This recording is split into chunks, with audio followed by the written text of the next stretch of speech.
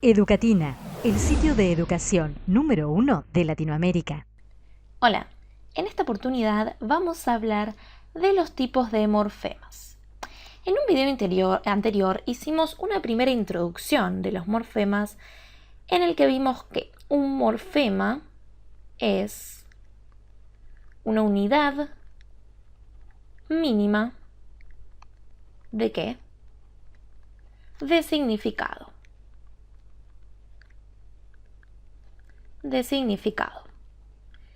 Bien, luego vimos que los morfemas pueden ser libres o pueden ser ligados. ¿Cuál era la diferencia entre morfemas libres y morfemas ligados? Los morfemas libres forman palabra por sí solos, forman palabras solos, y los ligados tienen que unirse a otro morfema, para formar palabra, claro está, a otro morfema. Bien, por otro lado, hemos visto ya en otras ocasiones que las palabras van a tener siempre un núcleo semántico que me va a dar el significado y un núcleo categorial que me va a dar la categoría de la palabra, es decir, si es un sustantivo, un verbo, un adjetivo o frente a lo que estemos. El núcleo semántico va a ser la base de la palabra, mientras que el núcleo categorial va a estar dado por los afijos. Bien, ¿qué sabemos de los afijos? Lo vimos un poco a grandes rasgos, que los afijos pueden ser, por un lado, derivacionales y que también pueden ser flexivos. Los derivacionales van a cumplir la función de cambiar la categoría de la palabra, mientras que los flexivos no van a cambiar la categoría de la palabra, sino que lo que van a hacer es dar información de género, número, tiempo, aspecto, entre otros. Lo que vamos a hacer ahora es ver en profundidad ciertos tipos de morfemas, la clasificación de ellos y algunos morfemas especiales. Bien, empecemos por los afijos. Dijimos que los afijos podían ser o derivacionales o flexivos. Dentro de los afijos vamos a tener otra clasificación. Vamos con la primera. Vamos a tener los prefijos. ¿Qué son los prefijos? Los prefijos van a preceder a la base de la palabra. Veamos un ejemplo. Si tenemos la palabra preocupar, que es un verbo, nosotros teníamos una base, que era ocupar, a la que le agregamos el prefijo pre. Cuando yo le agrego este prefijo, me cambia completamente el significado de la palabra. Los prefijos no me van a dar información flexional, sino que siempre son derivativos.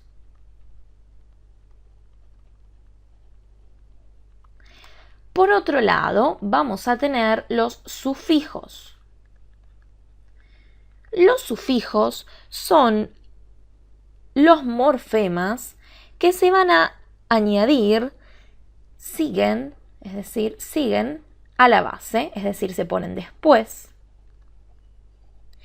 Y los sufijos sí pueden ser o derivativos o flexivos. Veamos, por ejemplo, el caso de frutera. Frutera. Nosotros tenemos una base que viene de fruta. Tenemos y tenemos a. En ¿qué tenemos? ¿Qué les parece? Nos está diciendo que es un sustantivo. Entonces, va a ser, al cambiarme la categoría, un sufijo derivativo. ¿No es así? ¿Qué va a pasar con la a? La a, ¿qué me está diciendo? Que es femenino, por lo cual vamos a tener un sufijo flexivo porque me marca el género. ¿Qué otra cosa tenemos dentro de los afijos? Tenemos también los infijos. ¿Qué son los infijos? Los infijos se insertan en medio de la base. Se insertan en el medio de la base. Los infijos, además, son derivativos y dan modificación semántica. Por ejemplo, si tenemos la palabra lejos,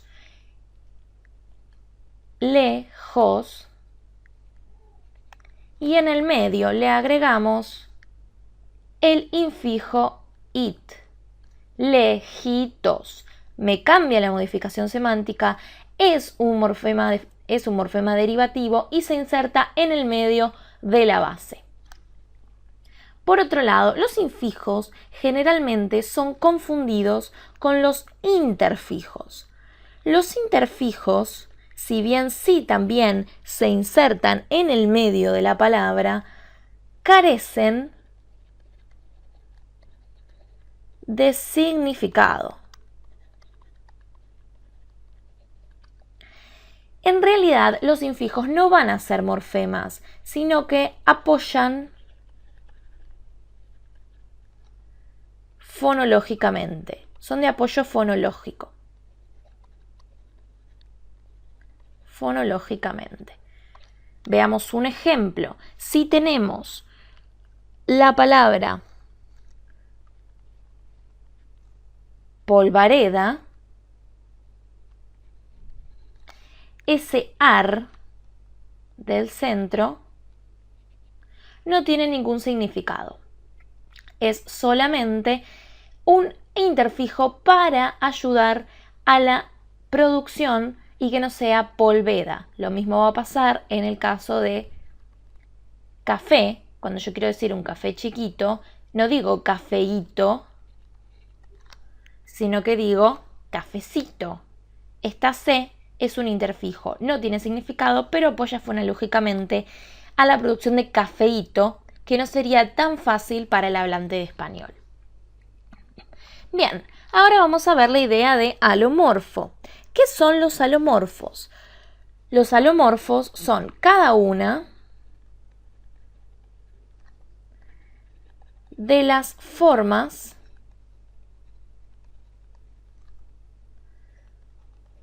o realizaciones morfológicas que puede tener un morfema. Vamos a poner un ejemplo. Para el significado capacidad para, yo tengo tres bases. Pued, pod y pud. Ejemplos: puedo, podía, pude. Es decir, que para el significado capacidad para, yo tengo tres realizaciones morfológicas: pued, pod y pud. Entonces, estas tres me van a decir lo mismo, pero son alomorfos, porque las tres significan exactamente lo mismo. Bien, vamos a ver ahora dos morfemas, que son dos morfos, que son un poquito más especiales. El morfo amalgama. El morfo amalgama lo que significa es muchos morfemas en un solo morfo. Muchos morfemas en un solo morfo. ¿Qué quiere decir esto? Que, por ejemplo, si yo tengo la palabra amé, este sufijo flexivo e me va a dar información de tiempo pasado, aspecto perfectivo,